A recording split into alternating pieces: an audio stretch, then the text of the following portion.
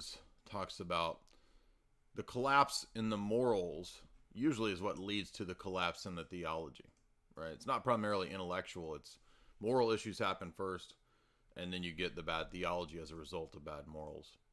And that's why you can't really ultimately separate these two things. And in the Roman Catholic world, especially since the time of the gradual adoption of the strict Augustinian view of the sacraments, which in the West develops to be even something beyond what Augustine believed. Because Augustine didn't believe that atheists necessarily or Muslims could baptize you. Now, the theology that he had for the sacraments would eventually lead to that. You would eventually get the three elements necessary for a sacrament in the Roman Catholic view: matter, form, and intention. Those are the three things necessary. And that develops over time to be specified eventually in the scholastic, the medieval Roman Catholic period. One of the problems, though, is that the idea is that you can have a mechanical operation of this stuff going on with the grace of the sacraments, not just with sin. That would be the Donatus position, right? Moral failures, but even without the faith. So we don't even need the correct faith anymore, the correct community doctrines and belief and celebration of the sacraments. Now you can have this divorced from the faith itself. And that's a distinguishing point between developed Latin sacramentology and Orthodox sacramentology, I would argue. That's my take. And another one of the effects of this is the eventual medieval distinction in Roman Catholic theology between having the faith and having charity.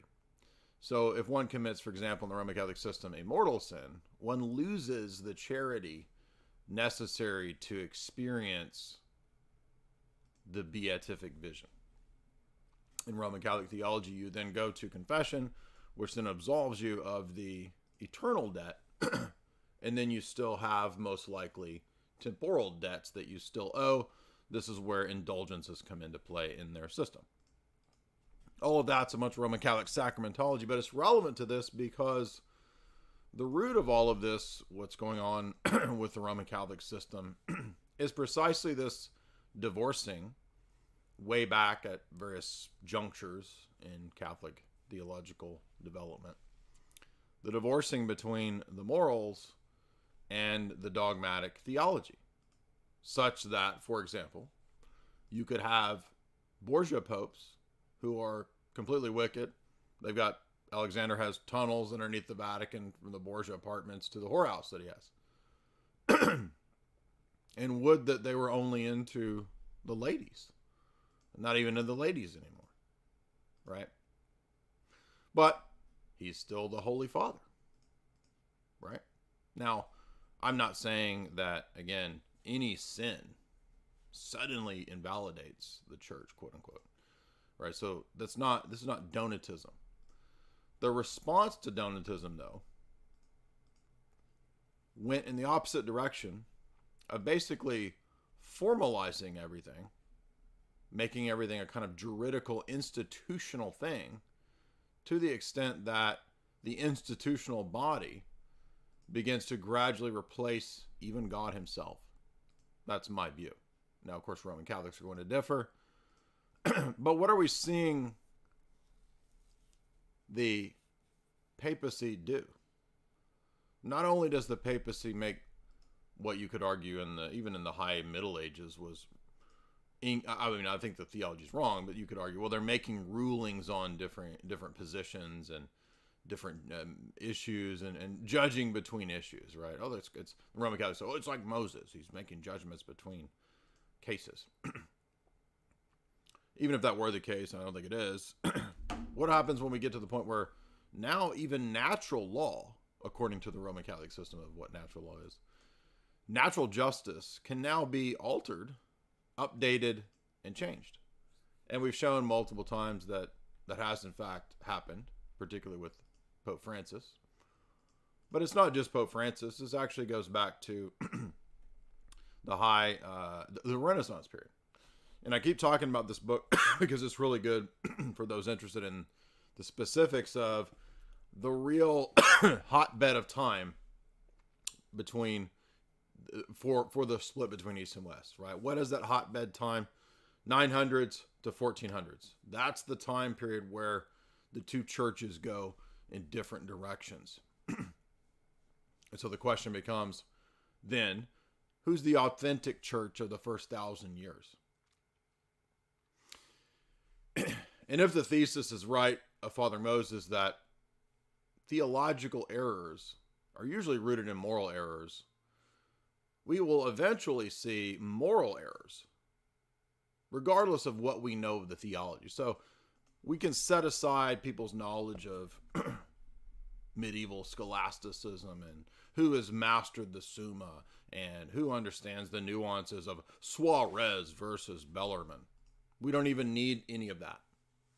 You can set all that aside because, as Father Moses says, eventually the moral errors, which were the root of the theological errors, will surface and you'll get moral errors evidenced in theology, you see.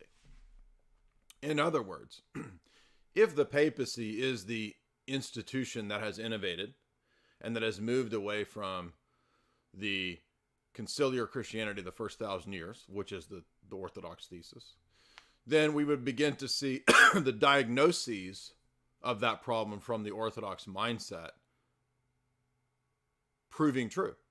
And the diagnosis, as exemplified again by Father Moses, if you watched him on Kotel's stream a few weeks ago, the diagnosis would be, from his vantage point, which I think is correct, is that, well, the real issues here are moral corruption, which will then lead to a corruption in the dogmas.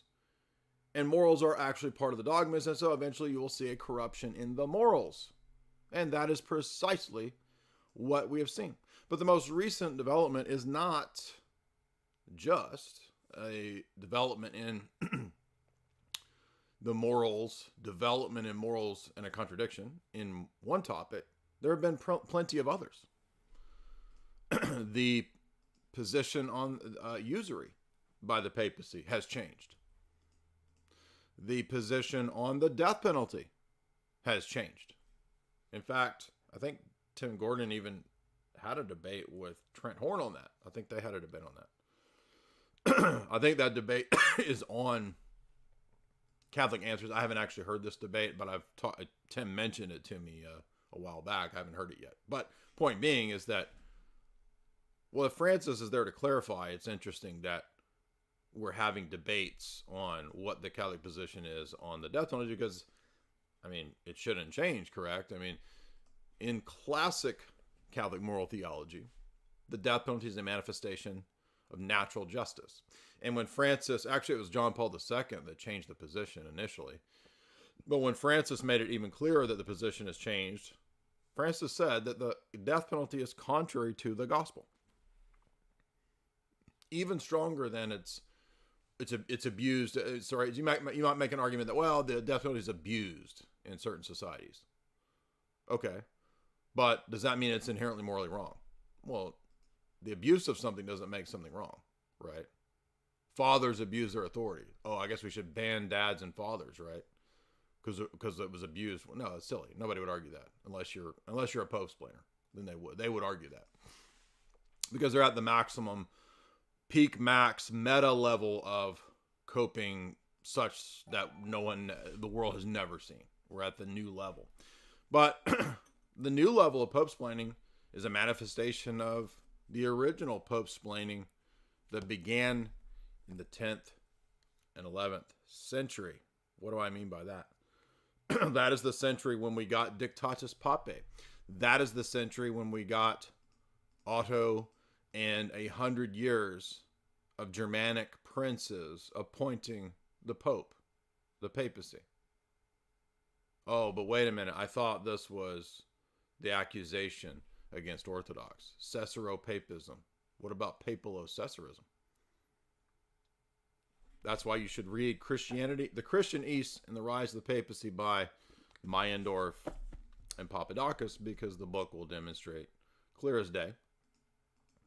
This massive alteration and revolution known as the Gregorian reforms. And it is from this period that we get Dictatus Papae, which has the most outlandish and ridiculous claims for the papacy, some of which still exist in Roman Catholic canon law, such as the first see is judged by no one. That comes from a forgery. Still there.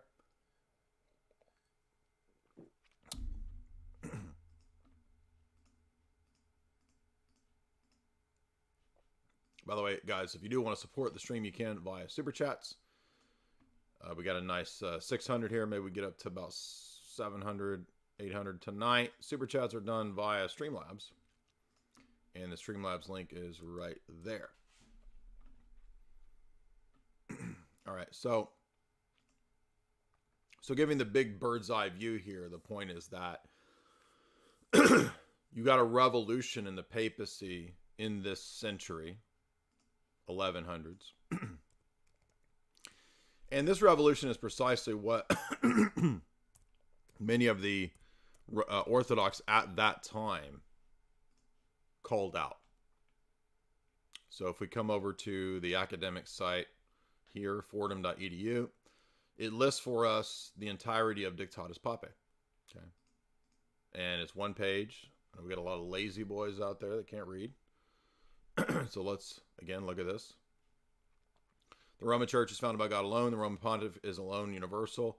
He alone can depose or reinstate bishops. Everybody should realize that this is not the way the church functioned in the first 1,000 years, right? And most educated Roman Catholics, they're totally aware of this. And they say, well, this is a legitimate development. This is a revolution. Totally different ecclesiology. Clearly. He alone can depose emperors. He appoints and approves all the bishops in the world. No synods are ecumenical without him. Nothing is canonical without his authority. So he now judges and is the judge of canon law. He's not subject to the canons, you see. Other councils prior to this subjected the Roman pontiff to the canons, a la Honorius being excommunicated. That means he's subject to the canons and the decision of the church. Now it is flipped. The church is subject to the decision and the determination of the Roman pontiff. Everyone honest with themselves should be able to see that this is clear as day. Dictatus Papae, 1075, included in the papal register by Pope Gregory VII. This is a revolution. It's clear as day. Have you heard the Roman Catholic apologists address Dictatus Papae? No, they handwave it. Because it's extremely embarrassing and it's a killer argument. No one can judge the first see. See that? Number 19. And yet what do we have today in the Roman Catholic world and yesterday in the Roman Catholic world? About 50, I'm going to guess, 40-50% of the Roman Catholic world judging the first see and the first see's decisions on moral issues. What does Vatican I say about the charism of Peter protecting the Roman see when it teaches on faith and morals? It is preserved from error. And it is said that in that same phraseology, all the way back here, at least, to Dictatus Papae 22. What does that one say?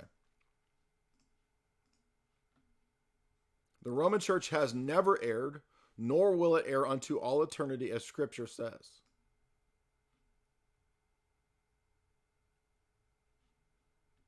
Even though it had already occurred that Honorius taught error as a bishop of the Roman See, he taught monothelitism. He's not just condemned by the Sixth Council, he's condemned by 3 successive councils in the Synodicon.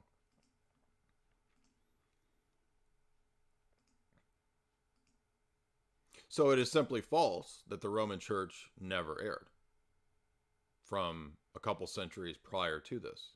And remember, Dictatus Papae is partly based on forgeries that were not yet admitted to be forgeries. Now it is admitted that these are forgeries. What this is based on, things like the Samakian documents, Samakian forgeries, the Galatian decretals, donation of Constantine, right? All the big ones. And yet, things like the first see is judged by no one is still in Roman Catholic canon law. So it's not that difficult. Quite simply, the system itself is an airtight system that is constructed that either works because there aren't errors and contradictions, or there are contradictions and it doesn't work. It's that simple. And rather than all of the nuances of the theology, which is important, we can spend all day, we've done years of streams on the theology and the nuance in Rome and all that. As Father Moses pointed out, can we not just look to the morals, and have there been changes in the morals? Now, when Francis says the death penalty is outdated and it's contrary to the gospel, to me it's pretty obvious that's a change in moral teaching. To the Roman Catholic, no, it's time for me now to engage in what's called casuistry. Somebody said, why are you using $8 words? I don't know what's an $8 word. That's at least a $100 word, bro. Casuistry is the term for when people engage in sophistry, particularly in the domain of ethics, to make their obvious nonsense work. Now, we already saw it, as we said, with the change in the death penalty. And we've already covered it. And you'll notice that they just ignore it. They just move on. Lofton says, oh, it's not a change, and he moves on and ignores it, hand waves it. Meanwhile, Tim and Trent are debating it.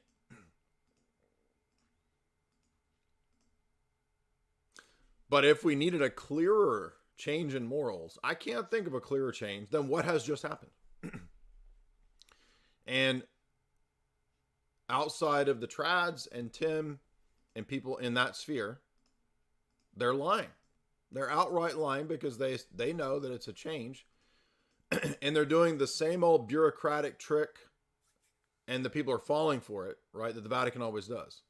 You do the doublespeak, move the Overton window, and you know that the psychology of human psychology is to double down and keep defending the position when there's been an obvious change. And I'm going to show you an obvious change. And even Tim admitted it. What's the obvious change? In 2003, the Congregation for the Doctrine of Faith, that's Ratzinger's office, right, when he was the head of the CDF, which is the successor to, let's do it this way, the successor to the Holy Office, right, of the Inquisition. I'm not joking. It's actually called the Congregation for the Doctrine of Faith, CDF, for the propagation of faith, whatever, all these different titles. But this is the successor to the Holy Office of the Inquisition. Ratzinger was, for many years before being elected Pope, the head of this. Okay, and there were questions coming in 2003. What about legal civil recognition or blessings to Skittles and other types of things? Because remember, there's other options beyond just Skittles. Did you think that Skittles was the only alternative lifestyle? There's thruples. There's polycules. There's INCEST. There's all manner of creative lifestyle that a person might choose. Now, this document says it is problematic at every level. There cannot be a recognition of it. It's contrary to, according to Ratzinger, right reasoning. It is contrary to biology, contrary to anthropology, contrary to the social order, and even contrary to a healthy civil order. It does grave injustice to the common good. So it cannot be reviewed and changed. Now, Francis, in his recent dubia, the questions that he answered, already answered this and compared the union between two skittles to the union of man and woman, and said that there are positive aspects to that union, even though we can't full out say, all right, it's a marriage. So now what they did to move the Overton window was, rather than getting you to debate about a marriage, what about blessings for couples? And then the casuistry engine went into overdrive to explain that, well, the blessing of this sinner and the blessing of this sinner is just the blessing of sinners. No, it's not. You're lying to yourselves, because the document says the blessing of a couple. Can you count? Well, a couple is just two individuals. It's a couple, dummy, and you know it. And you're liars. Everybody in the world, except for the hamster wheel of the Pope splainers in their mind, and the hamster wheel that keeps running, knows that this is a change. For one, the 2003 Ratzinger Congregation for the Doctrine of the Faith says that it can't be, you can't allow it, and it should not be promoted as a civil union by the state, and it certainly can't be blessed, even if it's irregular. Now, blessings of couples in irregular situations. Within the horizon outline here, the possibility of blessings for couples, it's here.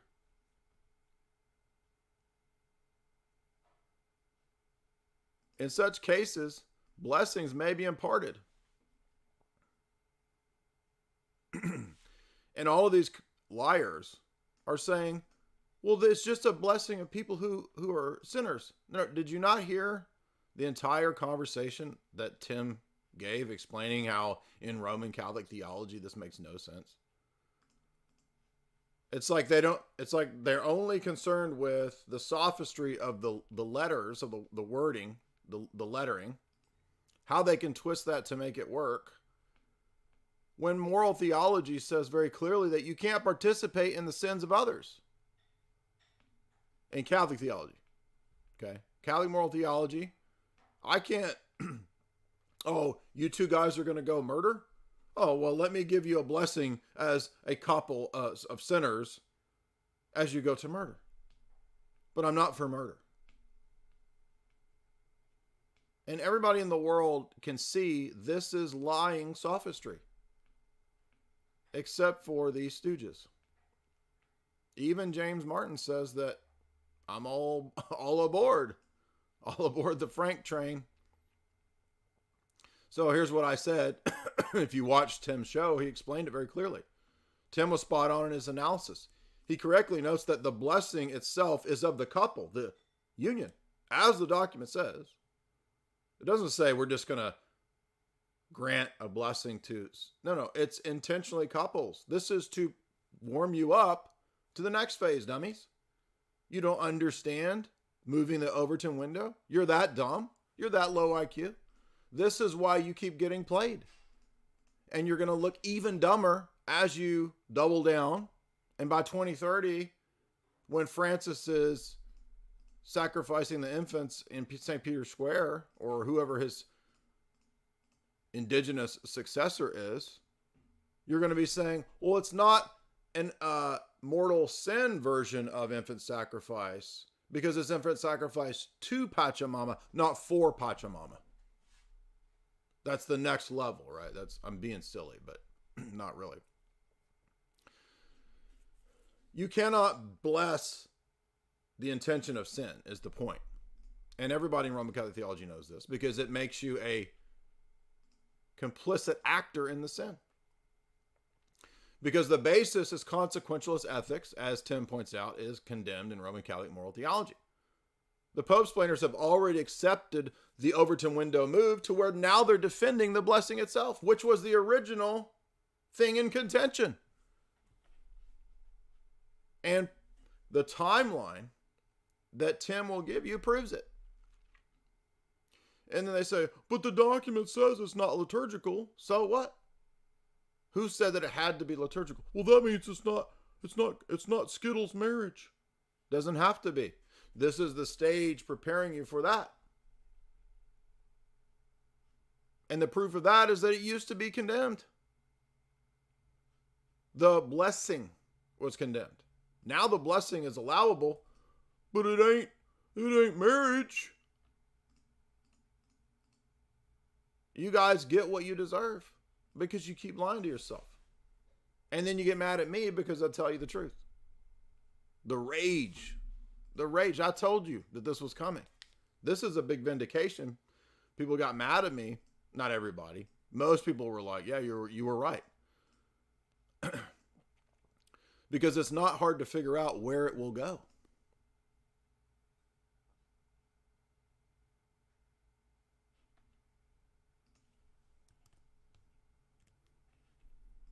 It didn't just start at Vatican II. It didn't just start with Vatican I. Dictatus Papae, in the year 1075, makes the Pope a world emperor. Don't you think being world emperor might come along with some temptations? The potentiality for corruption? I would say so.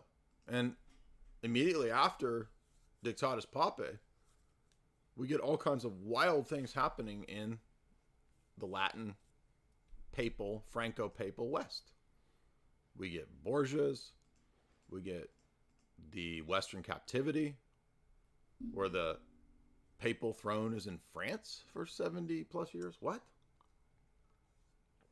Yes, the See of Peter in France. Again, all of this shows you that the story the Roman Catholics have, that the papacy was somehow immune to geopolitical influence, is completely false. It's just not true. And the scholarship details exactly how it's not true and exactly what went down. So, and it's not just the Papadakis Meyendorff book. It's in the Phocian Schism. It's in After 900 Years by Congar. All the same admissions. So, do we need a PhD in essence energy distinction? No, we don't. Like Father Moses says, if the theology is whack, then eventually the morals will crack. Have the morals cracked? You tell me. If now the death penalty is outdated, remember it used to be a part of natural justice. We don't do it anymore. It's against the gospel. Number 2, Skittles unions are a kind of union, according to the Dubia. It's not exactly male-female union, but it's a kind of union. You know, there's kind of rubbing up on another part of another body. It's a union. Oh, okay. Kind of like it could happen between a mom and a son, too. That's a kind of a union. I mean, between a man and an animal is a kind of a union. There are all kinds of unions. So, they're pale reflections of, it's still sin, but, you know, maybe if we bless it, the sinners will repent. That's the logic of these idiots. It's so stupid. It's so obviously casuistry. People are like, you've been saying this word casuistry for so long. Why? Because it's perfectly what this is. And Roman Catholics are no strangers to casuistry. For example, Alphonsus Liguori in his 23 plus reasons and bases for how you can lie. Now, I don't have a problem. I mean, there may be situations when, you know, you look at the example of, you know, Rahab or, you know, David engaging in deception. All right, I'm not trying to be some sort of Puritan, but the point is that even though Tim is right when he says that technically Roman Catholic morality doesn't accept consequentialist ethics, Actually, some of the moral theologies of the trad Catholic world, actually, they do accept quite a few consequentialist argumentation. I mean, and this is actually its own whole niche rabbit hole debate you can go down in the world of trad cat moral theology, where it gets into literal, like, insane Pharisee levels of debates, right? Like, well, what if my intention to deceive was for a greater outcome? I mean, that's kind of consequentialist ethics, and you actually do see Alfonso Liguori reasoning in that kind of train of thought. But anyway, nobody even cares about that. It's not. But my point is that I would actually argue that no, there already was consequentialist ethical reasoning in Roman Catholicism, a lot of people like Liguori, but whatever. That's not the main point. The main point is that if you've already accepted the basis of consequentialist ethics, then this is you've opened Pandora's box. And that's what people who are naive and dumb don't understand social engineering and moving the Overton window. They know good and well that they can't immediately tell everybody in the world it's time for outright Skittles marriage. So what do you have to do? Well, you got to warm people up and ease them into these kinds of things. And the way that you do that is you begin with things like the blessing. And that's why they were asking, the very people that Tim talks about in his timeline back in the 90s and 2000s were already asking about the blessing. And it was rejected as immoral in 2003. Now, what happened between 2003 to 2023, 20 years, that suddenly we need a development in Roman Catholic theology? Remember, this is a system where there's theological development.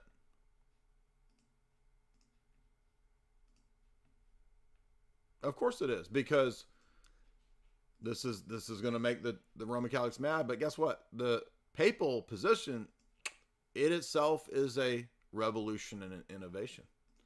So the very thing that you think is the bulwark of trad, the papacy itself, 11th century Gregorian reforms admitted by your top academic scholars, people like Congar, admitted to be a revolution of the 11th century.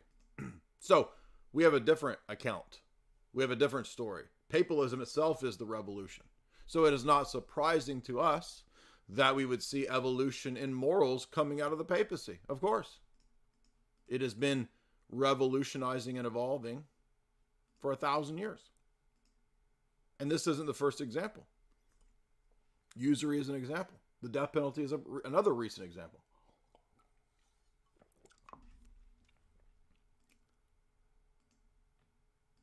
And everybody with an ounce of discernment and an IQ above room temperature can see that this is exactly what's happening. And let's look at Tim's timeline of events, because he's spot on. And I was really impressed with the honesty that Tim had in his stream that he did yesterday, which got a lot of views. So if you haven't watched it, go watch it, because what Tim's going to do is show you that everybody knows in the Roman Catholic world who knows moral theology, you can't be complicit in other people's sins. It's no different than saying, well, the INCEST relationship that's here, they're individually sinners, but I'm going to bless them as a couple in hopes that they will repent. It doesn't work like that. And they know that, and that's why the very people who are the goblins and the goons were the ones asking for the blessings back then. So let's look at this. Here is the history timeline for the Pope-splainers. And when Tim talks about the Sankt Gallen Mafia, he's talking about this inner group within the papal cardinal circles that is the most radical. Okay, that's what he's referring to. And they're the ones that have for a long time really been pushing for the extreme changes. So that's what he means by Sankt Gallen Mafia. Now, I'm not poo-pooing this. I think this is true. Of course, I actually just, again, we as Orthodox, we place the problems way earlier than Vatican II or the Sankt Gallen Mafia. The problems go back a long time. But in terms of the historical timeline, yes, this group within has absolutely been very radical and pushing for big changes. And this will again show you this is the obvious plan. This is what they want. And all the people trying to explain, and it's so funny because it's like they haven't figured out the doublespeak, right? It's like, well, the document says it's not changing anything. Oh, okay. Well, in that case, it's not a change. Really? You guys can't figure out a contradiction? I mean, Tim has pinned at the top of his comment section on his video the two things that contradict in Francis's new document. Let's look at the two paragraphs. Let's see what Tim's argument is. And then we'll get back to the timeline. But I want you to see this because you'll see. I mean, everybody's too lazy to go actually look at this. So,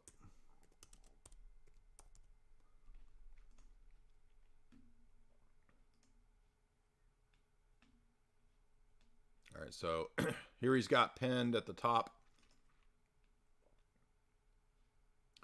For those saying that the document affirms church teaching, no, the document contradicts itself.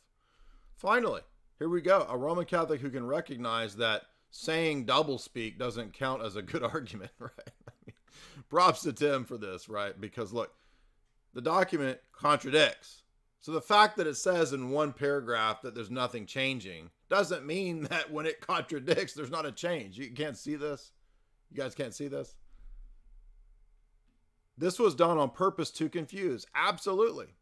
And that's why Tim is correct to say that in Roman Catholic theology, the contradiction is to usher in the idea of blessing and mortal sin. Also, Tim points out, Francis's change in whether divorced and remarried people can have communion is a change. It's a contradiction. He's right about that. But that's not even like as big as this stuff. Why do I say that? Well, in Roman Catholic theology, skittles is one of the sins that cries to heaven for vengeance. So in Roman Catholic theology, there's certain mortal sins that all mortal sins damn you and remove charity, right, from the soul. But certain mortal sins are extremely bad in Roman Catholic theology. And one of those is skittles. And hence in Roman Catholic moral theology, it is said to be one of the sins crying to heaven for vengeance. That's why this is so subversive, is because this is now ushering in the blessing of people who have the intent, and everybody knows that, to do mortal sin in Roman Catholic theology.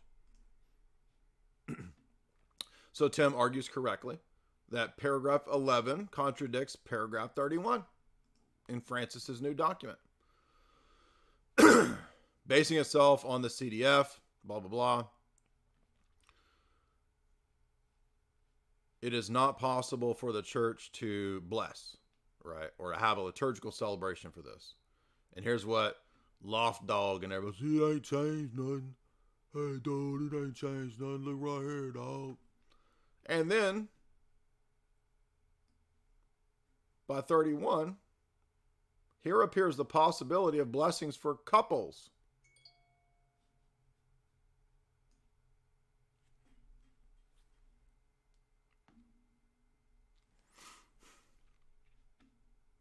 Couples in irregular situations. By the way, is that just people living together, or is that like mom and son? I mean, what we don't know, right? It's that, and couples. Does it say atomized individual units? Lying Pope Slainer people? No, it says couples. So that ends all of the liars.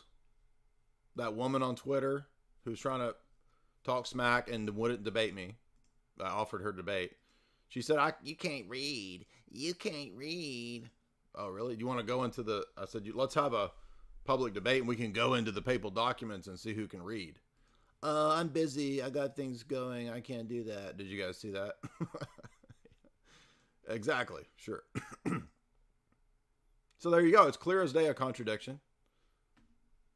Because what was all of the post-planar arguments? it's a blessing of two individual sinners at once. No, it's a blessing of couples, because that's what the same people who got this pushed through were asking for in the 90s, dummies. So in the 1990s, the Sankt Gallen Cardinals, McCarrick, Daniels, had already been pushing for Bergoglio to be elected. They pushed it in 2005 and in the 2013 conclave. This was in the 1990s, and these were the pro-blessing faction, you see. 2010, Archbishop Bergoglio comes out in Buenos Aires for civil unions. So he wasn't even the Pope yet, and he's already in his jurisdiction pushing for civil unions. Do you guys remember a few years ago when this happened and they were pushing for it? And do you remember Mate Fred? Mate Fred's thumbnails, and he's crying on his street. He's got thumbnails of himself crying. What's with this? He's pushing for civil unions. Did I make a mistake? No, let me Pope splain for the next 5 years. By the way, J. Dyer's mean. Look how pious I am. I'm Matt Fred, I'm super pious. And then, by the way, he invites people on to be mean in debates. I'm not joking. Did you remember the clip where he's like, guys want to come on, you want to get hated? Go ahead, go at it. But I'm still a bad person because I'm mean. Remember that? Remember Eric Ibarra? When he says it's a civil union, he's not talking about merging the church. It's just a public civil union and blah, blah, blah, blah, blah, blah, blah, blah, blah, blah, blah. All of these people are wrong. And I was right. Where's the apologies? Because I told them, I've been saying since 2007, this is the pathway to Skittles' marriage. Are we at Skittles' marriage yet? No. This is the pathway, dummies. Do you think these apostate goblin cardinals, total demons, you think they're not smart enough to figure out how to ease you into these positions?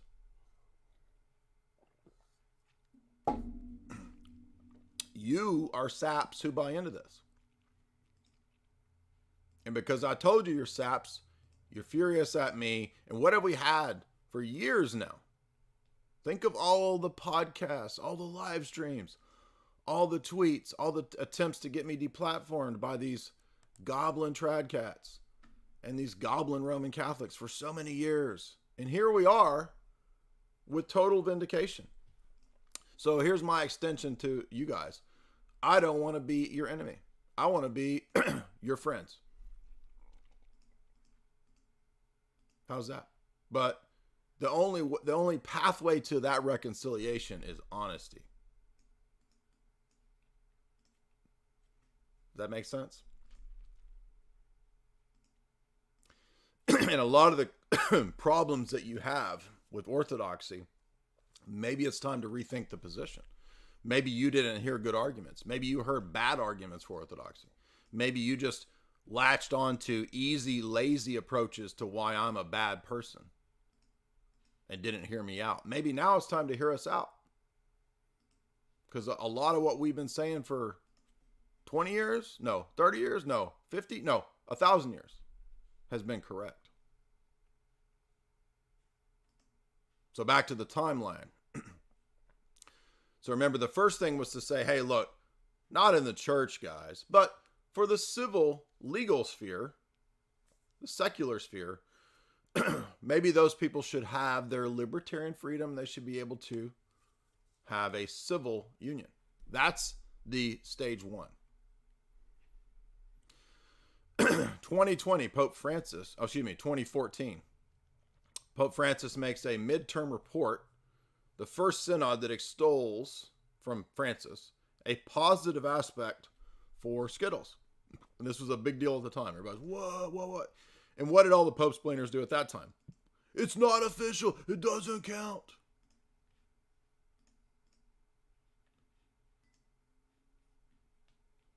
So we got Roman Catholics in the chat doing the whatabouts. What about the Greek Orthodox Archdiocese? What about the blah, blah, blah, blah?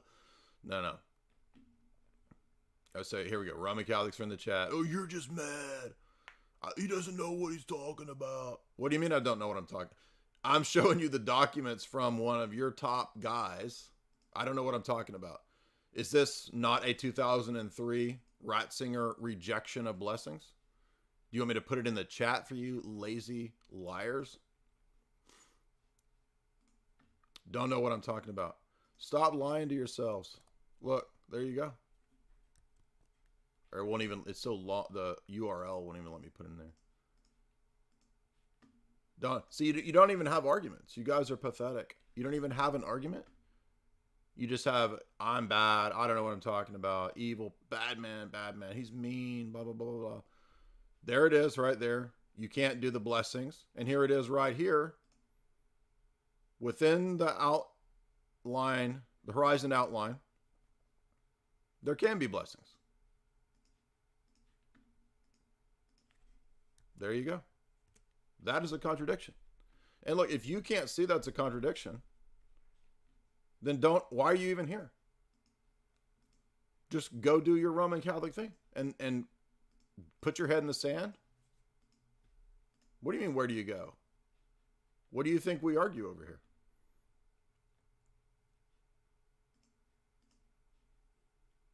So they're like, but you have problems in your church.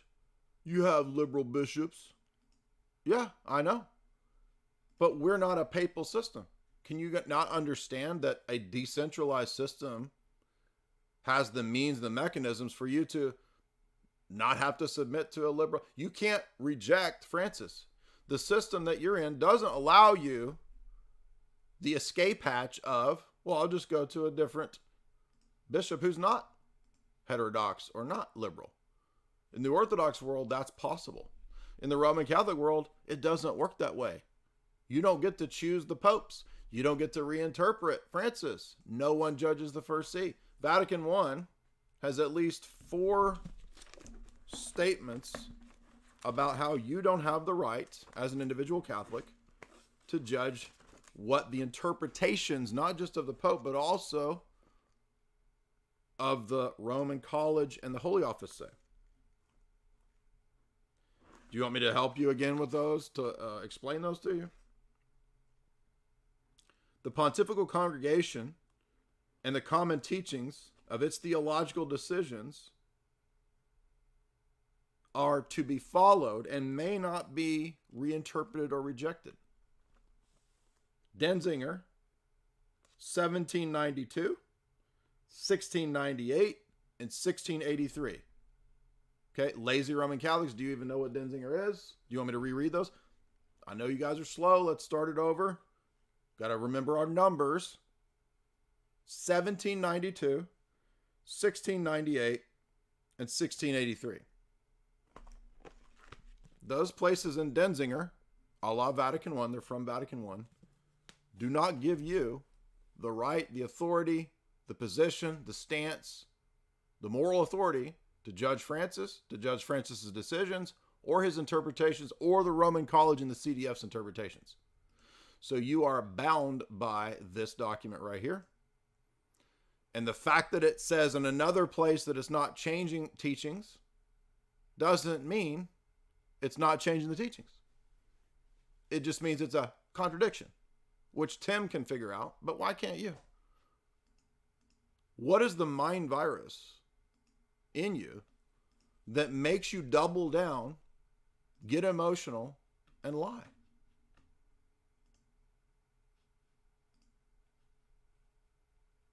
And is this timeline not true? Did Tim make up this whole timeline? I mean, I've been watching the Roman Catholic Church throughout this whole timeline. I saw all these things happen. The positive aspects, 2014. The world is in an uproar. And the Pope's planers go into overtime. No, it doesn't mean what it says it means, and it means blah, blah, blah, blah, blah, blah, blah. It doesn't mean that.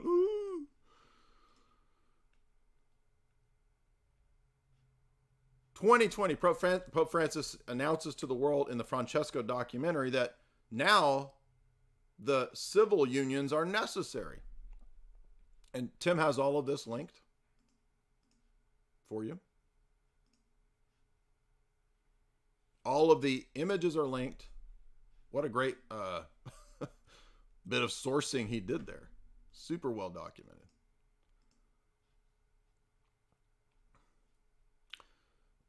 June 2021, the CDF Ladaria says that it releases a document denying that you can have the blessings in question. That angers Francis. So notice that they reverse the position that so the 2021 document from the Congregation of the Doctrine of Faith is reasserting the 2003 Ratzinger position from the CDF. Do you see that? Okay. So it reasserts it, 2021. By the way, this came up with the Orthodox Church at that time. And I shared that as well. It was from that tablet article. Let me see if I can find it. Francis, okay, Union, tablet, and then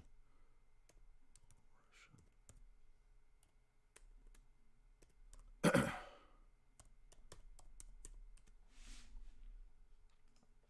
Now this headline is funny because it's really deceptive, right? Russian Church backs Vatican on same Skittles blessings. Now, if you just read that headline, you think that, oh, well, that means now that the Russian Church is on board with Francis. No. Look at what the article. This is from 2021, dummies. Read what it says.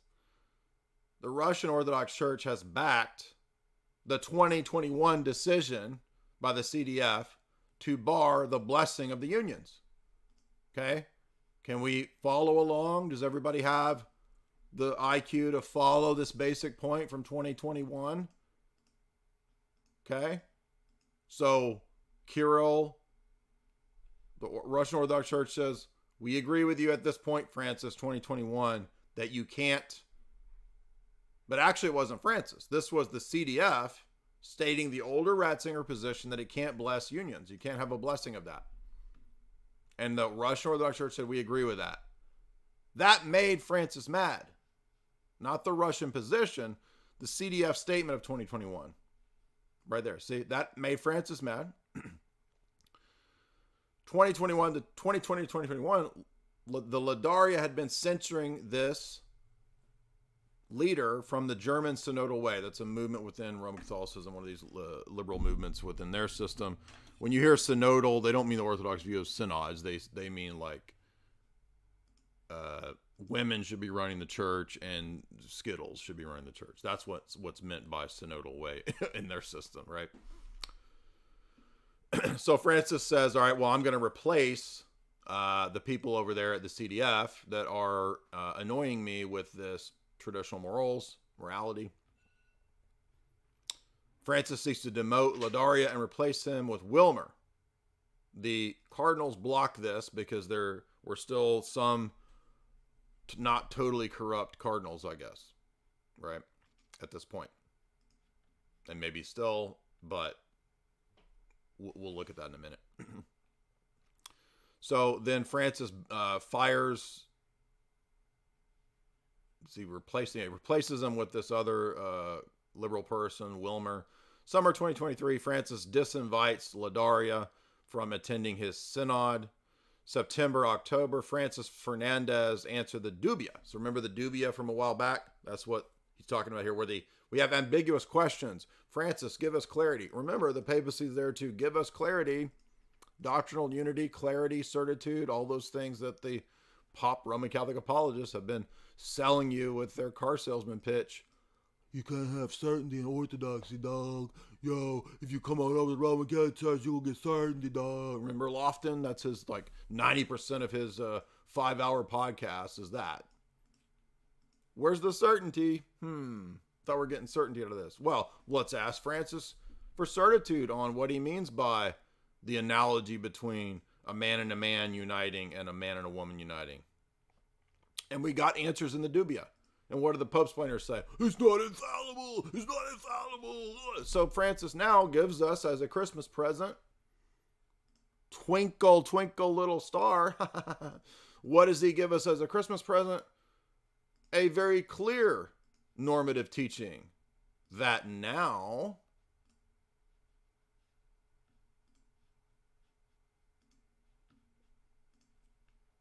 did I exit out?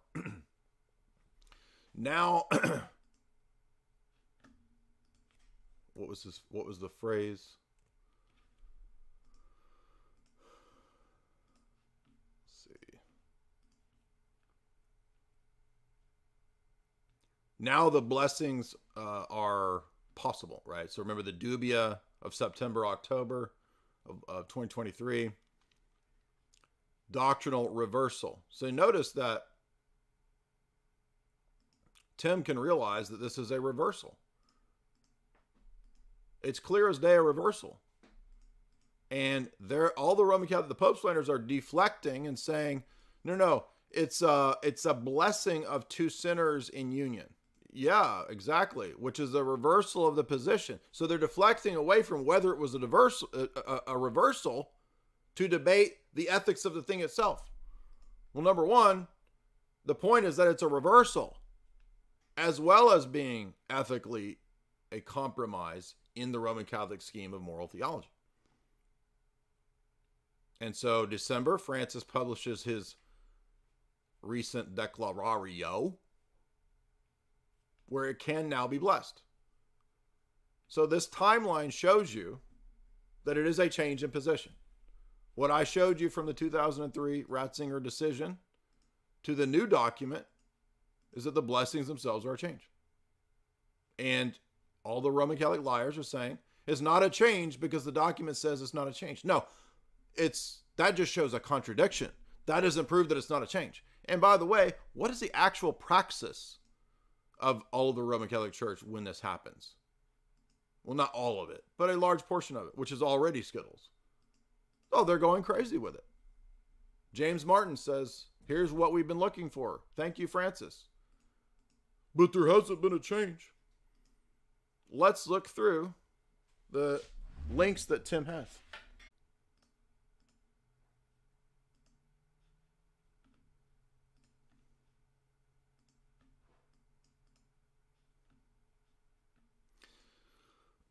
So I think it cut out for a minute. Are we back? Yeah, we should be back. So we'll be over there here in a little bit. You can watch it there with the Babylon guys. But back to Tim's timeline where he says this was, I think, this is Tim showing the cardinals blocking the appointment. Controversial bishop Wilmer, that's pro Skittles. So, I mean, imagine the dishonesty of the Roman Catholic guys and girls and journalists defending all of this when the very people that are being put into positions of power to make these changes by Francis are openly for the very things in question. I mean, it's just so stupid. See, 2013, Daniel says, let's do it. These are the people making these moves now, dummies. You can't see this. They all want to change the morals. They're all operating and acting to do it. They actually do it in the documents. The Roman Catholic Church then actually does it in a lot of tons and tons of parishes. And the liars are sitting here and saying, nothing's changed. No, nothing changed. Nothing's changed. Of course he does. But remember, when we were saying 5-6 years ago that this was coming, what was the charitable interpretation of the Roman Catholics? You're a bad person. You're evil. You're the bad one. You. No, it's you and your leaders that are the bad people, not us. And no, the Orthodox Church does not have the same degree of this problem. We got a lot of problems in the Orthodox Church. Absolutely. This is not one of the main problems. There are Skittles people in the church. There are Skittles people trying to change the church, not anywhere near what's happening over here. So anyway, you can go read the documents themselves. You can see Tim's timeline is absolutely correct. Tim even included videos for the people who can't even read the one-page documents, right? But there you go. And again, I mean, the people defending this, like, where have you been for the last 10 or 20 years of this debate raging in the Roman Catholic Church with all of the players wanting to change the doctrine and the morals, who are now in the position to do it and then actually do it, and you're sitting there acting like nothing changed and nobody's, I mean, it's dishonest and everybody can see it's a lie. And what has been your response? To talk about how evil I am. What happened at Church Militant 2 weeks ago? The very guy leading one of the trad charges against everybody else turns out Skittles. Are you noticing a pattern here? Now, again, to emphasize and demonstrate the change, in 1566, Pope Pius V, one of their saints, issued a constitution called Cum Primum. Yes, Cum Primum. Pun intended. Where Skittles, he says, should receive the most rigorous punishment. Skittles clerics should be handed over, Pius argues, to the civil state for you got it. So imagine these goober, lunatic, dishonest, lying people when their Pope at the time of Trent says that it's deserving of the death penalty. Fast forward to Francis. This is talking about the civil punishment. To Francis now saying that they should be allowed civil Skittles unions. And they have the gall to tell you nothing in Roman Catholic moral theology changed. That's called lying.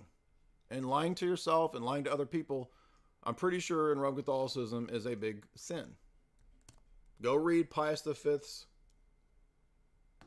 declaration. And you're going to tell me nothing changed? They have the gall to tell you, the sunk gall in Mafia, to tell you nothing changed. Do you understand, stupid people, slow people? Civil unions, 1566, was considered death penalty, according to this Pope. Cum Primum, April 1st, 1566. Fast forward to Francis. Not only is Francis saying that the civil unions in the secular sphere should be allowed, now the church can bless the union. It's not marriage, though, so nothing's changed. Nothing's changed. Nothing has changed. That's what these people are saying. Nothing has changed. And even the Roman Catholics now are forced to admit these are some good points. Yeah, I've got other good points too, man. And look, I wasn't your enemy 5 years ago when I was saying this stuff. Because I've already lived the trad nightmare of trying to make this system work. From 2003 till 2009, 10, somewhere in there. So, there you go. Time to rethink the paradigm. Time to consider orthodoxy. And look, Tim's stream was great. I recommend watching it because pretty much everything he says is absolutely spot on. The one thing I disagree with Tim, though, is that Tim thinks that this group within the conclave that has blocked some of Francis's more radical changes can somehow band together and like judge Francis or something. No, I'm sorry. First of all, I don't think that Catholic theology, canon law, will allow even the cardinals. No one can judge the first see, and that includes the cardinals. The appeal to Bellarmine, I don't think is relevant because, I mean, we're post Bellarmine a la Vatican I. Vatican I settled a lot of these issues about could a pope be a heretic. And if you read Dollinger, you'll see that. Dollinger discusses a lot of these issues, a lot of the things going on at the debates at Vatican I. And in my mind, as I understand it, all that's been settled. Vatican I settled a lot of those open questions like, could the Pope be a heretic? Could the Pope teach error? Vatican I's answer is no.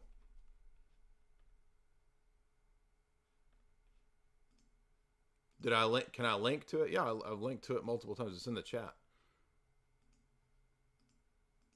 Here's the link again in the chat to Pius. Remember though, there's no change. Nothing changed. And the trackouts are fighting on Twitter because you can't. The problem is the system itself. Okay, you can do all the mental gymnastics and scholastic work to make the system fit, and it doesn't. We don't even need that anymore. Like I'm going to be a Thomist and make it all work.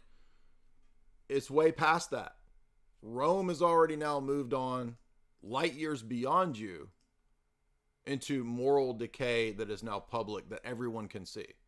So if you couldn't see Pachamama, and you couldn't see the Assisi gatherings where all the world religions are praying together in the Cathedral of St. Francis of Assisi with voodoo worshippers there, if you can't see that as apostasy, and you can't see the kissing of the Quran and all the countless things that have been going on since Vatican II, and you can't see that this is a change,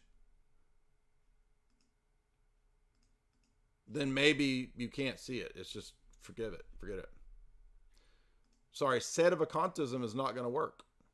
So we're going, and I I've already been through all this, right? They're like, oh, but what about Seda? Well, I would direct you to this talk where I did a 3-hour breakdown of why sedevacantism doesn't work and actually leads you to orthodoxy. So that's not tonight's stream. You can go watch that here. I'll put the link in the chat for you. I'll link the chat later on. But tonight we have a show I got to go do. So I'll be over there. Not much else to say. I mean, if you want deeper analysis from Roman Catholics, go watch Tim's video. Watch this video on why sedevacantism isn't going to work, because I already know the thought process. Now all the Roman Catholics are like, well, maybe I'll go to the SSPX and the sedevacantist route. Guess what? That's a nightmare, and it's not going to work. And there is why. We got some super chats. I'll read those really quick. Head on over to chalk.com. Remember to use the promo code J50 to get 50% off all of these premium anti-soy products. And I think with tonight's stream, we definitely need some anti-soy. We need an antidote to the soy. That antidote is in part chalk.com. Head on over to chalk.com. Use the promo code J50 to get 50% off that performance stack. Get you some of that Chad mode. Get you some of that Action 2.0. Get you some of that Tonkat Elite to boost testosterone. We know there's a testosterone deficiency in the Roman Catholic world. We've proven that tonight for sure. So head on over there for that. If you would, hit like and share. Also, be sure and subscribe to me over on Rockfin. Rockfin is a great free speech-based platform. Got a lot of content over there. And you can follow me there for both free and paid by subscribing there at Rockfin. And we've got countless. So if you guys are interested, you're open, maybe you're questioning Roman Catholicism, you're interested in Orthodoxy, I have probably 500 videos and talks on that. Go watch those countless. I mean, we've got probably 5 or 10 on Vatican I. We've got 5 or 10 on Vatican II. I probably got 20 or 30 live streams on the papacy. 20 or 30 live streams on church history and forgeries. On the Vatican, on the Jesuits. My apologies. I couldn't hear what you said. You don't need to hear what I said. Get out of here, Siri. We don't need you. Hush. Right? Josh says for $5, I'm curious, why'd you turn down a papacy debate with Trent? No, I requested a geopolitics and history of the papacy debate with Trent, and Trent didn't want to do that. Trent only wanted to have the same old debate on the papacy, which has been had a million times. So that's what happened. I wasn't turning down a debate on the papacy. I said, will anyone debate the geopolitics and history of the papacy? And none of them will. No Roman Catholic will debate that to date. And by the way, it's still open if somebody does want to. Because my argument is that you haven't been free from the state and state influence. But they won't debate that. Many Roman Catholics and Orthodox would benefit from two smart people debating the topic. Well, Ubi's had countless debates on the papacy. I debated Eric Ibarra on that. So are those not good enough? Like, how many times does how many times do we have to have the papacy debate? There's a million papacy debates, and they're always the same debate. Will you debate a well-known Roman Catholic on this? I want to debate something more interesting than the same old papacy debate.